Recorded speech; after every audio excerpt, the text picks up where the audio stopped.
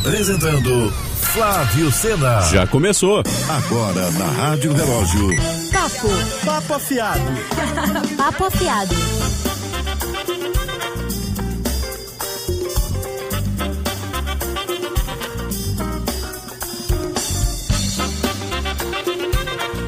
Ok, aqui pela Rádio Relógio, mais um programa Papo Afiado, abordando os temas da semana, e eu conto sempre aqui com você para nos ajudar a fazer o Papo Afiado de hoje.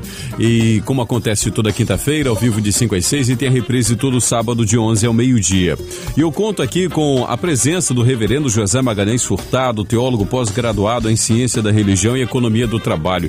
Tudo bem, reverendo? Como foi aí a semana? Graças a Deus, bem. Prazer de estar aqui de novo para conversar com essa bonita audiência do Papo Afiado. Quero cumprimentar também o pastor Elvis Silva, advogado e pastor auxiliar da Assembleia de Deus do Ministério de São João de Meriti. Tudo bem, pastor Elvis? Obrigado, tudo bem, obrigado. Né? Dia 11, dia do obrigado. Então, obrigado. Isso aí, dia do obrigado. Feliz bem por lembrado, estar aqui hein? novamente, aqui na rádio. Deus abençoe. Possamos ter um programa muito cheio da graça de Deus hoje. Quero receber também Leonardo Souza, redator de comunicação do portal On Grace. Tudo bem, Leonardo? Boa tarde, Flávio. Boa tarde, meus companheiros aqui de mesa, já corriqueiros, né? E registrar aqui que sentimos muita falta do reverendo na semana passada. Graças a Deus está tudo bem com ele, teve probleminha de saúde, mas com a graça de Deus está aqui novamente, e é um prazer tá aqui servindo e tá trocando ideias e batendo esse papo afiado aqui com os companheiros. Pois é, e se você quiser entrar em contato com a gente, fica à vontade, 24456580, ou então pelo WhatsApp 991541280, e reforço o que eu disse na semana passada. Tenho observado que os nossos ouvintes, eles deixam para participar, para deixar pergunta e tal, depois que passa o papo afiado, por exemplo, aqui no WhatsApp. O pessoal começa a mandar aqui a opinião ou a pergunta, depois que passa o papo afiado. Aí vai lá no WhatsApp e manda a mensagem. Não, tem que ser durante o papo afiado, no momento que a gente está aqui discutindo, trocando ideias e tal, informações. É o momento que você tem de entrar em contato com a gente e deixar também aqui a sua visão sobre o tema. Vamos a eles. Cristiane Brasil virou assunto esta semana.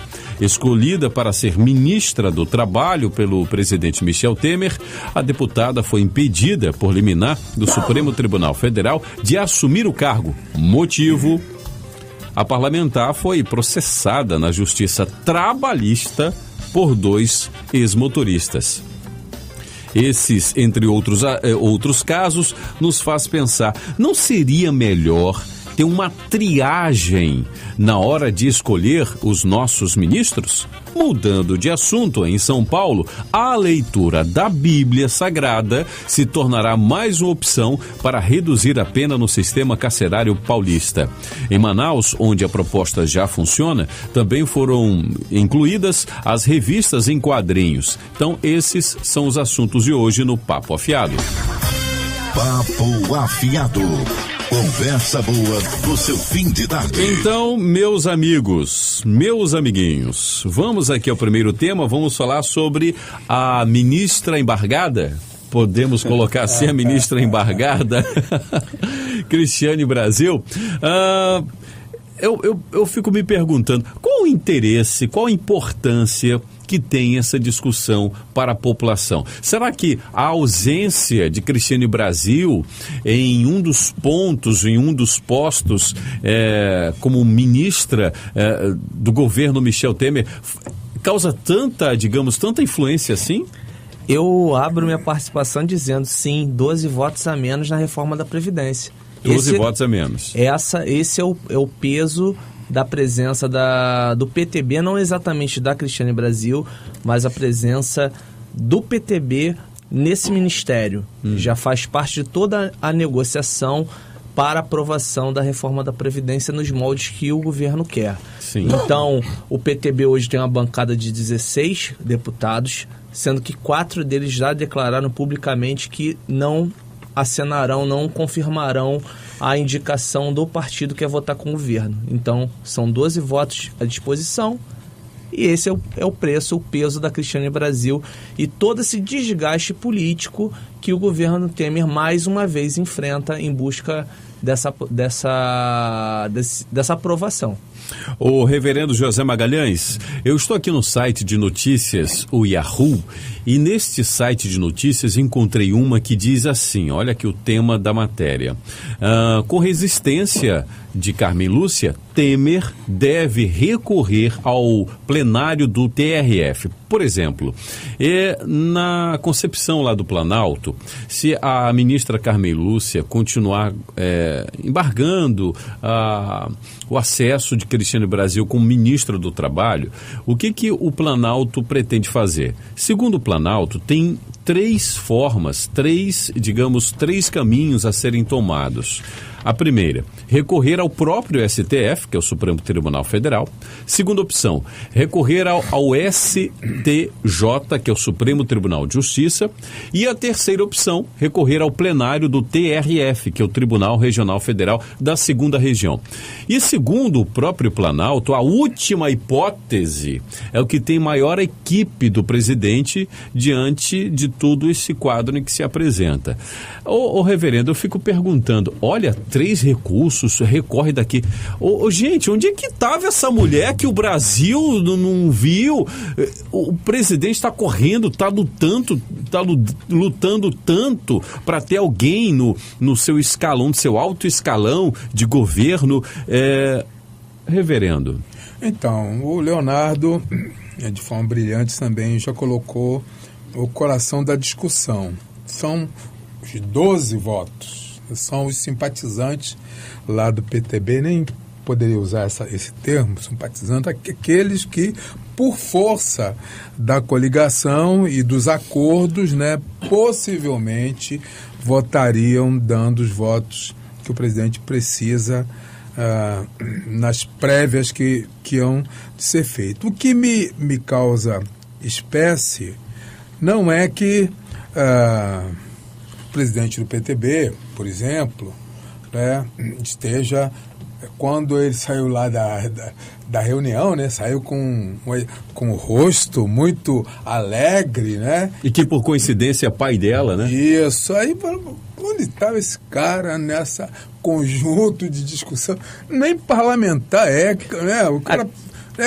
A grande referência do Roberto Jefferson atualmente é delator do mensalão. Não, e detalhe, ele é um condenado da justiça. Condenado. Né? Agora é um condenado da justiça. Então, mas nesse momento da baixa política que nós estamos vivendo, o que vale é voto. Não importa se o sujeito tem capacidade, se não tem.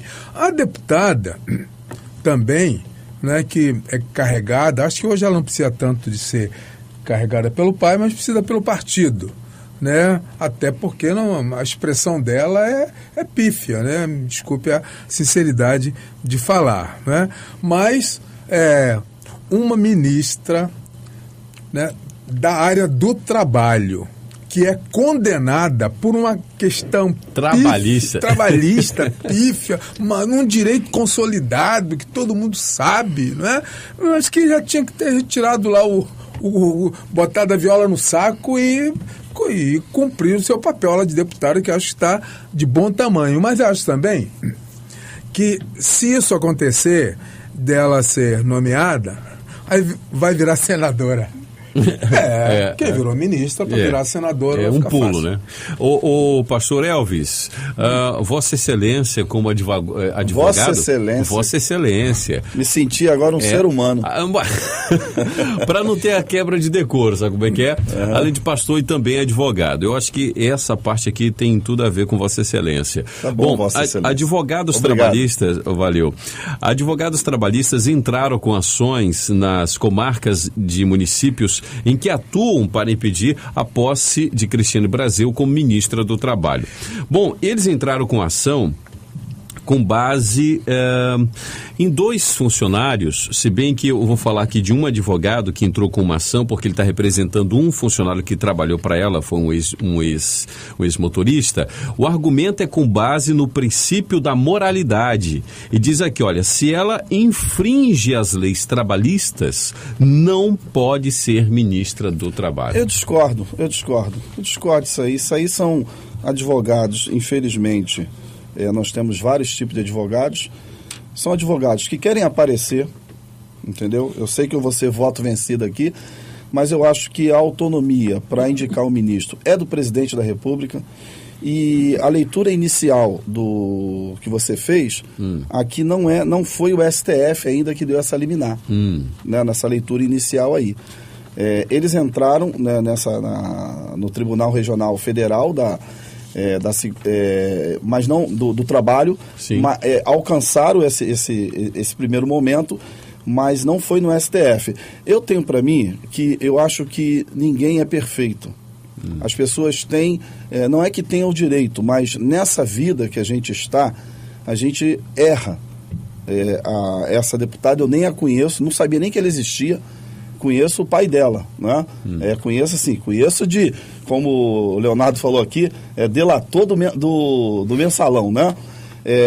Mas não conheço a deputada, mas é uma prerrogativa do presidente da República em indicar os ministros, né? Se esses ministros, quando a gente fala ministro, essa palavra é uma coisa muito séria, né?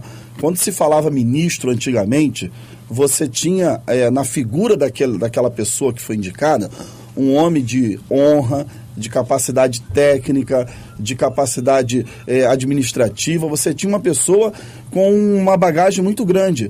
Mas hoje qualquer um é ministro, qualquer um é secretário. Aqui no Rio de Janeiro, nós tínhamos, não vou falar o nome aqui para não dar também canja a esse pessoal, mas nós tínhamos aqui um indivíduo que era dirigente da SEDAI, hoje ele é secretário de Educação, onde ele foi articular uma frase e ele não conseguiu formar essa frase. Não vou falar o nome dele. Sim. Entendeu? Então, quando se falava ministro, uma indicação para ministro, nessa palavra vinha toda uma capacidade técnica, jurídica, administrativa, capacidade de articulação.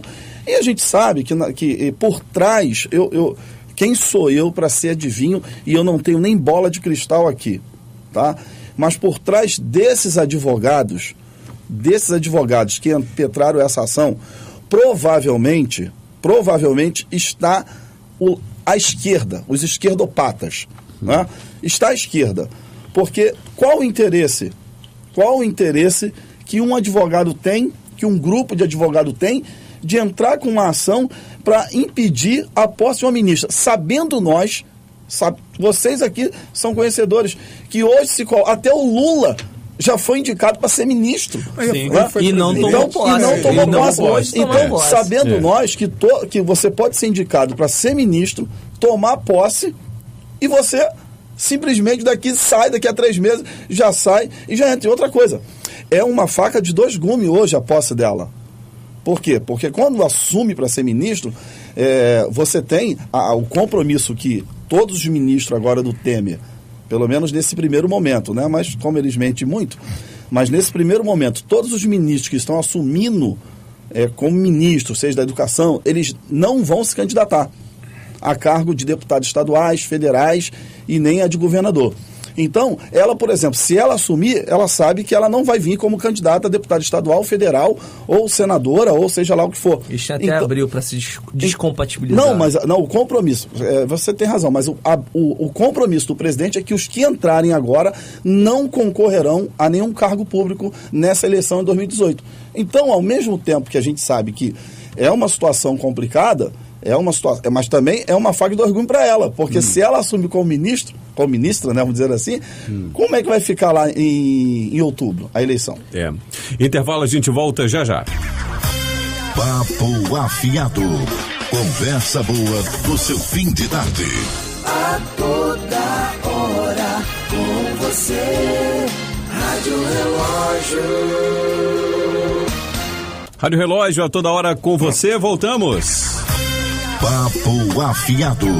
Conversa boa do seu fim Muito de bem, tarde. voltamos aqui no nosso Papo Afiado. Hoje estou recebendo o reverendo José Magalhães Furtado, teólogo pós-graduado em Ciência da Religião e Economia do Trabalho, pastor Elvis Silva, advogado e pastor auxiliar da Assembleia de Deus do Ministério de São João de Meriti, e o Leonardo Souza, redator de comunicação do portal Ungrace. Bom, no bloco anterior, o Leonardo e também o reverendo José Magalhães Furtado foram contra essa atitude do presidente de nomear alguém que já está ali com um problema muito, digamos, está num entreveiro na questão trabalhista, e aí nomear essa pessoa como ministra do trabalho e tal.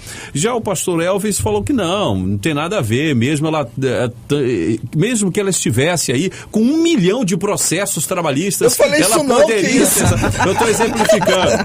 Não, eu estou usando tu não aqui... tá exemplificando, tu tá... Não. Eu estou usando aqui de hipérbole, ou seja, de exagero para dizer tá que ele poderia nomear. Ué, mas se ela tem um processo trabalhista ou 1 milhão, dá no mesmo, ela está com problema, tá me entendendo?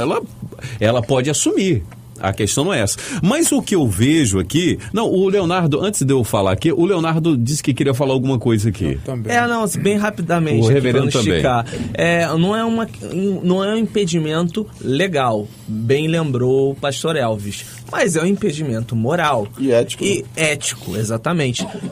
Diante de todos os nomes à disposição, não acredito que dentro de uma bancada, de um partido, já que já está errado, porque foi feito um loteamento político dos ministérios. Isso aí daria papo afiado especial para falar sobre isso. Mas essa é a estrutura política do Brasil hoje. Houve esse loteamento, será que não tem nenhum outro nome para se indicar? Faltou, no mínimo, sensibilidade e atenção a esse tema, né? Reverendo. Deixa eu fazer uma parte aqui, aproveitar. Eu e minha esposa fizemos 40 anos de casados agora no domingo. Parabéns. Eu tava aqui. 40 anos, Um são abraço 40 lá dias. para Sueli. E eu prometi a minhas netas que ouvem o Papo Afiado todas as vezes. Eu nem sempre mando abraço para Helena, Isabela, Jordaninha, Ulicinho e familiares que estão ligados na Rádio Relógio. Beijos, galera. A questão é que a política está se vulgarizando, não é de hoje. Está ficando banal. Né? Então, tá lá do feudo, né? O nome é do feudo de determinado partido. Como disse o Leonardo, será que não tinha mais ninguém? Será que ninguém ilibado, ninguém sem uma mancha grave, né? Ninguém com notório saber, né? Assim, o presidente lá quer a filha dele porque quer. Tudo bem, então ele vai dar murro em ponto de faca e ver lá o que acontece. Mas nós que estamos do outro lado não podemos concordar com isso. Tudo bem que você é do PTB, ele falou esquerdopata. Eu não tenho nada contra a corrente. Eu acho que é legítima a pessoa ser filiado, gostar de partido A, B. Eu não entro nessa discussão. Isso cada um cuida do seu cada um. Perfeito. Né? Mas isso também, se o presidente, com o respeito que me cabe, indicasse o Tiririca... Eu ia dizer, meu Deus, o cara ficou um mandato inteiro, fez um discurso, não apresentou absolutamente nada. E vem o presidente da República, né, uma velha raposa da política, um sujeito mais do que de notório saber, de experiência, colocar o Tiririca. Né? Então, eu que estou do lado de cá, eu ia dizer, meu Deus, essa política está indo mal. Eu acho que o Brasil merece uma oportunidade de rever seus valores. Tem nada contra a deputada, não votaria nela, não voto no pai dela, mas, né, já votei em gente do PTB, hoje acho que não votaria, mas isso é uma outra discussão. Mas eu acho que não dá para a gente ignorar que um serventuário da nação, um representante das massas, não pode, sobretudo na área do trabalho, não pode ser um cara que não acredita no valor do trabalho. Ele não acredita em uma coisa. Agora, eu ainda dar o respaldo que ele precisa é demais. Mas não é não acreditar no valor do trabalho. Não, mas eu acho que nós estamos transformando. Não, isso aí, essa falha é minha. Eu sei, então, mas eu acho que nós então estamos... usa a sua. Não, mas o senhor falou de esquerdopata. O senhor falou, foi a fala minha, eu não reclamei. Que o senhor falou esquerdopata. Não, mas esquerdopata não é. Eu sei, mas o senhor pegou a minha fala. Então, domínio público. O domínio público. Então, Então vamos lá. Eu acho que a gente não pode deixar que um processo em cima de uma pessoa, porque nós vamos passar por isso um dia na vida. Sim. Né? Quem de nós estamos isentos de, por exemplo, sair daqui com o carro, bater com o carro, até por um erro próprio nosso, e estarmos sendo criminalizados. Estamos passando por um processo criminal. Sim. Então, não tem essa de que por um processo trabalhista, entendeu? A pessoa não pode assumir um cargo. Não tem essa. Você falou bem, um acidente, né, pastor? Só não tem essa. Processo trabalhista. Então, eu acho que a gente precisa, assim, errar. As pessoas vão errar. Elas não podem continuar. Por exemplo, um processo ela fez acordo. E o outro não teve acordo e ela está sendo condenada. Pronto. Não, e detalhe, um dos processos não é nem ela que está pagando, é a assessora dela. Exato. Isso eu entendo de lei muito bem. Se o processo foi nela, ela é responsável, ela quem respondia pelo funcionário, quem tinha que pagar, ela não é a assessora. Eu acho que para a pessoa... O processo é nominal. Eu sei, mas para a pessoa que está como reclamada, ou a reclamante, ela quer que pague. Quer que pague. Quem não, vai pagar, dinheiro, aí né? não importa. Não, tudo bem, o tudo que bem. eu quero é o seguinte, o primeiro processo ela fez um acordo, Sim. pagou os 14 mil. E o segundo processo, ela foi condenada. Justiça do trabalho. Isso Às aí. vezes você contrata Quem é que não contratou um serviço em casa, uma prestação de serviço, e de repente o serviço não foi feito e você não teve que acionar na justiça o indivíduo para te... Tá entendendo? Então, Sim. as coisas acontecem, a gente não sabe o geral. Agora, eu não acredito que podemos condenar nem conheço ela, Cristiane Brasil, né? Isso aí. Deixar de ser ministra porque houve um equívoco na área trabalhista. Então foi o seguinte... Então, mas aí se houve um equívoco foi da parte dela. Né? Então o ministro do Trabalho teria que ser um juiz do trabalho. Mas assim, pastor, o senhor não acha também que no mínimo, ele é contra o bom senso? Se fosse em país sério, ela mesmo já pedia para sair. Sim. Se fosse um país sério. Quando houvesse o primeiro movimento, né? Olha, você tem um processo de... Ela já fala, presidente, indique outro. Mas infelizmente... nós não estamos num país sério. Por exemplo, lá em Minas Gerais, foi indicado para ser presidente do Detran alguém que está com 100 e poucos de números na carteira. 120 pontos na carteira. Como é que um cara desse vai ser presidente do Detran?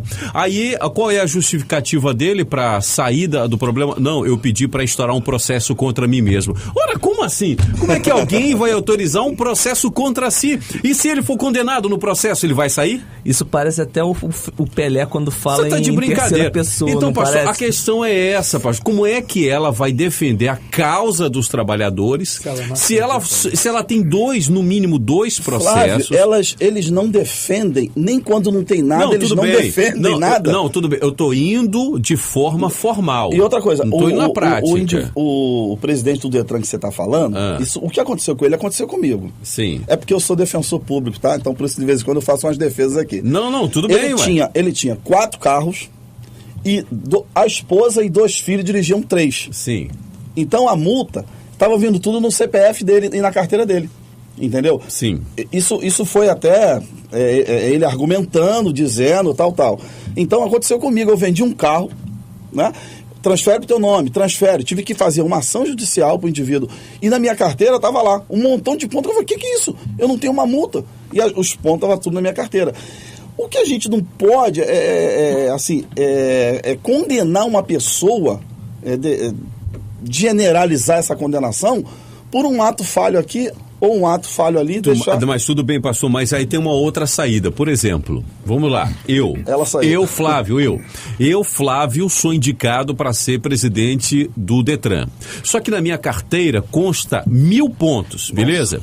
Mas aí o que eu faço? Não, peraí, galerinha, faz o seguinte, eu conheço a cabeça de jornalista. Eu sei como é que é jornalista. Faz o seguinte, Vossa Excelência, me nomeia depois, me nomeia mais tarde, deixa eu resolver esse problema. Depois que eu resolvi, em pratos limpos agora pode me nomear. Ele poderia ter feito isso. Por que ele não fez isso antes?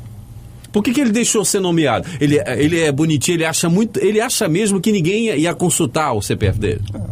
Então, ele poderia ter feito isso, assim como a Vossa Excelência, Cristiane Brasil também, deveria resolver todas essas pendengas, depois iria ser nomeada. Ou se tem mesmo lá na história, não bota não, porque vão atrás disso aí. Os inimigos vão cavar por aí. A verdade é que deveria até ser outra pessoa do PTB, não ela. Sim. Principalmente, assim, olhando pelo aquele lado do nepotismo, né?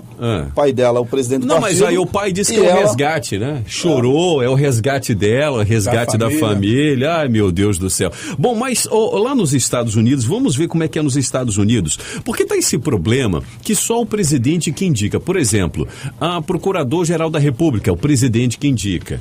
Ministro é o presidente que indica. Vai ser também lá do Supremo Tribunal Federal. Quem que indica? É o presidente. Lá nos Estados Unidos a coisa é diferente. Por exemplo, já que a gente tem a mania de copiar tudo dos Estados Unidos, nos Estados Unidos a indicação ela é feita por um processo. É feito um processo onde é averiguado as questões de conflitos de interesses, situações abstrusas que são descobertas antes que se tornem problema. Ou seja, problema como esse com a Cristiane Brasil, no processo que é feito, já é analisado, olha, isso aqui vai gerar problema, então não vamos nomear essa pessoa. Por exemplo, no governo Obama, foram feitos um questionário de 63 perguntas, incluindo nomes usados na internet, empregos de familiares e até multas de trânsito. Isso tudo para ser ministro. Por que não é feito isso aqui? Tem uma seleção independentemente da nomeação. Seria muito interessante. Não seria melhor isso? Com certeza. Né? Outra coisa que eu queria perguntar aqui... Eu acho que o problema é porque se fizesse isso não ia ter ministros. Não ia ter ministro, porque eles querem indicar só os políticos. E os políticos estão tudo envolvidos com coisas envolvidos. Por exemplo, o reverendo também, eu fico pensando, esse negócio da justiça ficar assim filtrando nas determinações políticas, isso não gera problema, não? Por exemplo, eu estou aqui no site de notícias Folha de São Paulo e dentro aqui dessa parte online do jornal tem a página do leitor, né? Do leitor online. E tem um comentário de uma pessoa que achei interessante, diz assim, olha, papel de juízes não é de politizar temas. O que ele está dizendo? Que a justiça ela está se intrometendo tanto nas decisões políticas que ao invés de ajudar com as suas leis, está prejudicando, está criando mais polêmica. Então isso não é de hoje. Também não significa que isso tem que ser perpetuado. Eu acho que as forças políticas e os entes da República têm os seus papéis muito bem definidos. Mas,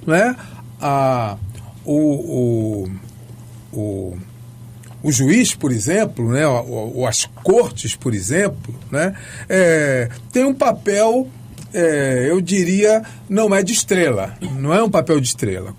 Quando precisa, temos dúvida, vamos consultar. Então, a vaidade pessoal leva a também a justiça querer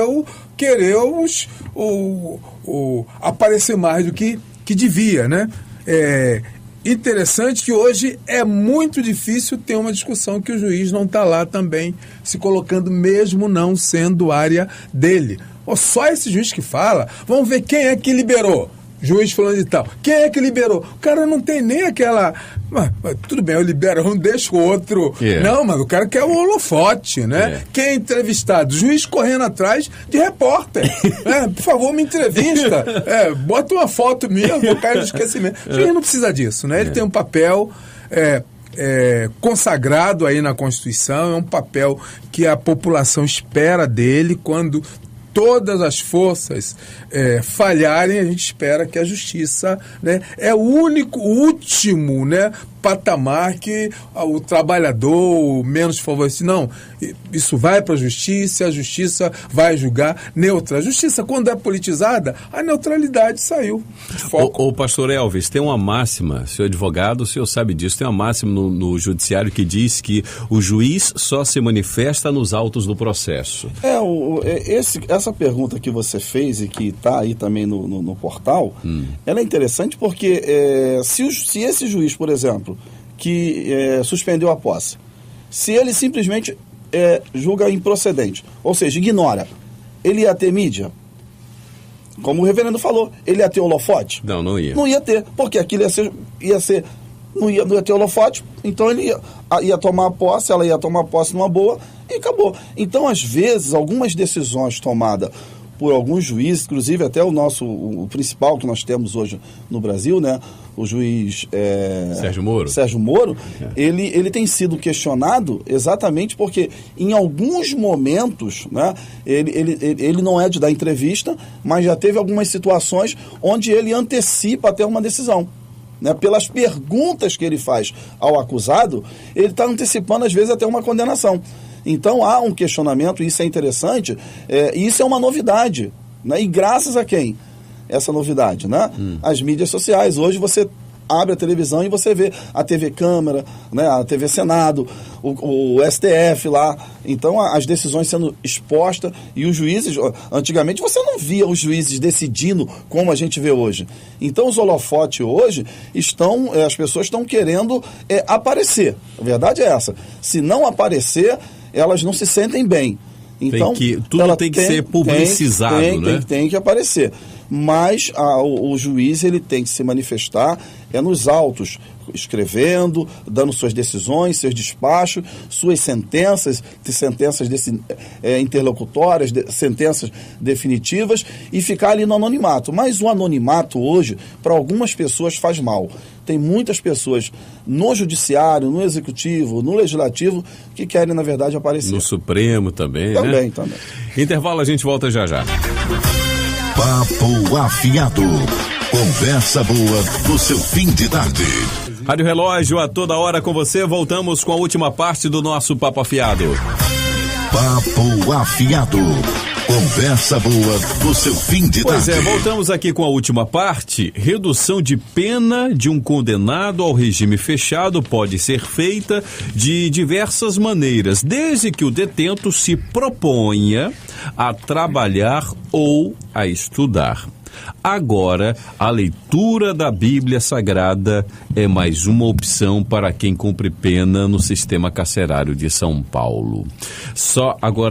Estamos só na iminência e na dependência do governador Geraldo Alckmin. Ele tem que sancionar aí esse projeto de lei. E está escrito lá nesse projeto de lei, está bem claro, tá, gente? Está claro lá. O texto frisa que a decisão é opcional por parte dos presos. Então, depois que o governador assinar lá esse projeto de lei, não quer dizer que todo presidiário agora é obrigado a estar com a Bíblia na mão, né? Isso não vai sair falando bobagem por aí não, tá? Não é isso que a lei está dizendo. A lei está dizendo que ela dá uma oportunidade, uma possibilidade, um mecanismo, uma forma, um meio. Olha o que eu estou dizendo. Então, são chances para o cara, tá me entendendo? Ele lê se quiser, ele faz a leitura se quiser. Então, eu quero saber a opinião de vocês sobre isso aí. Eu vou ser um pouco polêmico, vocês me permitem? Fique à vontade. Eu sou radicalmente contra. O quê? Contra você especificar... Não é a leitura da Bíblia não, né? Não é contra a leitura da Bíblia, pelo amor de Deus. Mas você utilizar esse veículo que sabemos que é a verdade, que é a vida, a nossa salvação provém da palavra de Deus, mas você utilizar isso para a redução de pena. Vou explicar por quê. Explique-se. Eu acredito que a lei já prevê aquilo que é o mais proveitoso e aquilo que é o mais produtivo para a sociedade brasileira. Ou seja, os presos deveriam produzir algo, trabalhar para o seu próprio sustento, para a manutenção da própria unidade prisional, enfim, reduzindo esse tempo de pena e uma formação profissional. Sim. Até para que a função principal do sistema prisional seja realizada, que é o quê? Reabilitação, não é apenas punição. O indivíduo ele deve ser reabilitado para se reintegrar à sociedade, tá?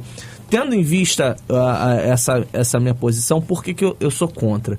Me parece uma postura muito alinhada com até coisas que discutimos no último programa que eu participei, que foi a questão da escola sem partido e a questão da doutrinação, só que agora voltado para a questão cristã. Sim. Por mais que eu seja cristão, cristão e defenda, logicamente, os ideais de Cristo, eu acho um tanto quanto impositivo você colocar só essa opção para redução de pena. Eu não concordo. Não, mas essa não é a única. Não é a única, mas por que a leitura da Bíblia? O que ele está produzindo? Pode ser livros, não é só a leitura da Bíblia. Deixa eu explicar aqui. O estudo já é previsto. Não, por exemplo, em Manaus, essa lei já existe e esse sistema já é implementado. Então, como funciona lá em Manaus? Onde o projeto já existe, em algumas unidades prisionais, o detento pode escolher qualquer tipo de leitura, sim, como livros de autoajuda, literatura brasileira ou estrangeira, até mesmo histórias em quadrinhos. Então ele pode escolher. Então a questão da leitura da Bíblia vai ser simplesmente mais uma dentre as muitas. Mesmo assim, eu acredito que história em quadrinho e etc., como foi listado, não seria. A questão também é saber quem é que vai avaliar. Quem avaliar o que vale e o que não vale. Vou te perguntar aqui, meu amigo. Você leu, né? Então tá. Sim. Então vai ter que ser levado um pastor, ou um padre, ou um seminarista para dentro do presídio, porque parece que são 12 livros só por ano, né? Isso aí. Até 12 livros. Não, mas no caso vai ser um capelão, né? Que é o único que pode aí entrar no presídio. Aí o capelão, ele vai ter que fazer lá, vou te fazer algumas perguntas do livro de Gênesis. Se você não souber responder, filho, olha só, tu não leu nada. Não leu nada. E outra coisa. E se você for fazer isso hoje com os nossos membros de igreja, que tem já a Bíblia como no seu cotidiano, você vai passar vergonha. Tem gente também não sabe de nada. É verdade. E quem vai realmente observar essa questão? Seria de alguma denominação específica? O meu medo é esse. É a questão de você puxar para denominação A, denominação B e fugir do que seria no caso o vai viés ser um capelão. principal. No caso vai ser um capelão. Se isso for bem realizado, ok. Então, o capelão, a função dele é dar assistência, né? Da assistência. Então, se tem um capelão católico, ele pode atender evangélico, ele pode atender espírita, ele pode atender seja lá o que for, né? Porque ele está ali para tentar trazer a pessoa, né, para um degrau melhor e tal. Então isso independe um pouco de religião, né? Eu entendo que com a população carcerária que nós temos, nós precisamos criar uma alternativa. Eu acho que isso aqui não é a melhor das situações, melhor o cara estivesse numa sala, com professor. Mas se a gente for olhar por esse lado, nunca vai acontecer isso, porque a gente não tem mão de obra, a gente não tem local, né? Então, eu olho com simpatia do ponto de vista de dar à pessoa uma ocupação. Não pode ser eu li, eu acho que li, né? Mas tem o capítulo, tem a revista, tem histórias em quadrinhos, como acho que foi algum dos colegas que colocou aqui na sua apreciação, né? Excluído a questão de violência, de cunho sexual, dar a essa pessoa um espaço dela estar ocupada e gerar alguma coisa boa, né? Espera-se que na continuação ela vai se transformar. Sem dúvida nenhuma, com os valores cristãos pregados ali na palavra, ele pode evoluir, pode se tornar um indivíduo melhor. A LEP, né, conhecido como LEP, Lei de Execuções Penais, ela não traz na sua escrita que essa máxima que a gente pensa que traz, né? Que é a questão de que o presídio ou os presos vão para ali para se reabilitar, se recuperar. Porque eu que trabalho com algumas pessoas que estão presas, a gente sabe que eu, por exemplo, eu tenho alguns clientes que entraram ali de uma postura e hoje eu quase que não conheço eles. Não conheço, não é pela forma física, é pelo vocabulário. Então, os presídios não recuperam ninguém. Os presídios, eles atualmente, eles transformam uma pessoa que às vezes cometeu um crime. E eu sou o defensor. E eu acho que não se deveria lançar uma pessoa junto com os demais presos que lá estão por um crime que ela cometeu. Seja ele qual o grau desse crime, entendeu? Porque quando você joga ele ali, você transforma ele em um bandido realmente, em uma pessoa à margem, porque os presídios não recuperam ninguém. A pessoa que está ali dentro, muitas das vezes, ela resiste àquilo que está acontecendo lá dentro e ela sai dali, às vezes, nunca mais quero voltar para cá. Nunca mais quero voltar ali. Ao contrário, tem outros que falam assim, ó, sair, já vou cometer algum crime e voltar de novo para lá. Então, em primeiro lugar, os presídios... Mas voltar por quê? Se Exatamente, não é legal. por quê? Porque nós não... Por exemplo, nós estamos com 12 milhões de desempregados no Brasil. Sim. Você tem uma ficha limpa, você tem carteira que comprova a tua função de radialista ou pedreiro, e você procura emprego e não encontra. Você imagine quando você sai de um presídio e você, ex-presidiário, as portas estão fechadas para essas pessoas. Então, infelizmente, nós devemos pensar melhor antes de lançar uma pessoa dentro de um presídio por um crime que ela cometeu, seja ele qual o crime for.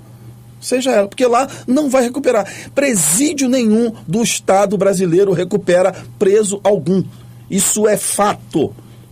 Eu vou do Japeri, Água Santa, Bangu, até Bangu 12, e a gente vai ali e não recupera-se ninguém. Ali, se houver uma rebelião nesses presídios que nós temos aí, eles vão tomar o Estado do Rio de Janeiro, porque ali não tem ninguém recuperado. Eu fiquei assustado ontem, Léo, pastor, reverendo, eu fiquei assustado ontem, eu resolvi ir para Leblon, resolvi pegar o trem em São João de Meriti, e era 4 horas da tarde. Olha, eu já senti medo na vida. Eu já estava vindo de uma área e vinha 6 pessoas armadas na minha frente e eu tive que parar e eles passaram por mim, ainda bem, né? Mas ontem era 4 horas da tarde, eu dentro do trem de São João a Central, eu senti medo dentro do trem, porque eu falei, gente, essas pessoas estão totalmente transformadas, diferente das pessoas que eu conheço.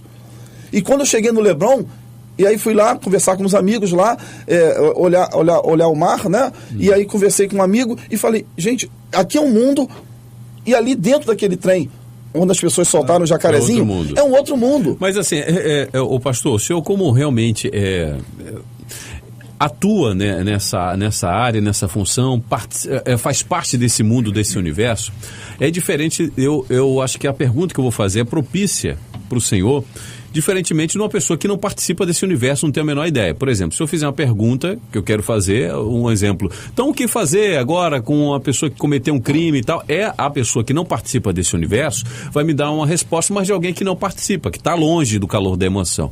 Mas como o senhor disse que participa, está lá dentro e tal, qual é a saída então? Porque o senhor disse que lá não ressocializa o cara, então vai fazer o quê? Vai deixar o cara solto? Como é que vai fazer? Essa visão que eu vou lhe passar, que eu vou passar para os ouvintes, né? Eu não sou dono da verdade. Sim, mas é de alguém que está lá dentro. Mas, por exemplo, essa questão da regressão das penas, eu sou contra.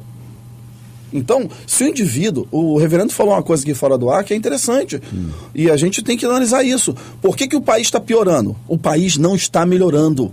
O país está piorando. As pessoas estão ficando cada vez mais insensatas. O país está piorando moralmente e eticamente. Mas por quê? Porque você olha lá para cima, um bando de canalhas, fazendo tudo quanto é patifaria. E os daqui de baixo começam o quê? Já que o presidente faz, eu vou fazer também. Já que fulano faz, eu vou fazer também. Então, o que a gente tem que fazer? Nós teremos que ter leis mais severas, entendeu? Esquecer esse negócio de regressão de pena, de diminuição de pena. O cara, quando ele souber, caramba, se eu pegar 20 anos, eu vou ficar 20 anos preso. Mas hoje, nós já temos aí o cara, a menina que mandou matar o pai e a mãe já está solta. O outro que matou a criança, jogou a criança do 10º andar, já é pastor. Quer dizer, então nós temos um país onde essas leis, elas são muito brandas. O indivíduo cumpre 1/6 da pena, está em casa. Então, se você pega aqui, a lei de execuções penais, olha só, se você roubar, é 10 anos. Se você matar, é 50 anos. O cara já vai pensar 2 vezes. Mas não, tem regressão, lá eu vou ter meus amigos, entendeu? Então, essa questão da Bíblia, né? A única coisa que eu sou favorável mesmo, que poderia haver a regressão da pena, é o trabalho. O trabalho, sim. O trabalho, fazer obras, levar para a construção civil, levar para a construção naval, levar para a indústria, entendeu? O trabalho, sim, poderia reduzir, porque envolvendo as pessoas com o trabalho, de repente elas começam a pensar melhor as suas vidas. Pois é, chegamos ao final de mais um Papo Afiado aqui na Rádio Relógio. Muito obrigado pela presença. Leonardo Souza, ele é redator de comunicação do portal On Grace. Muito obrigado. Muito obrigado pelo convite mais uma vez e boa tarde, boa noite a todos. Fiquem com Deus. O reverendo José Magalhães Furtado, teólogo pós-graduado em Ciência da Religião e Economia do Trabalho. Muito obrigado, reverendo. Eu que agradeço a oportunidade. Fica aqui o meu abraço também a todos aqueles que puderem sintonizar. E diga para o seu amigo, sua amiga, que tem um bom programa de debate no Cair da Tarde aqui na nossa rádio. Muito obrigado, pastor Elvis Silva, advogado e pastor auxiliar da Assembleia de Deus no Ministério de São João de Meritir. Obrigado. Chegamos ao final em mais um.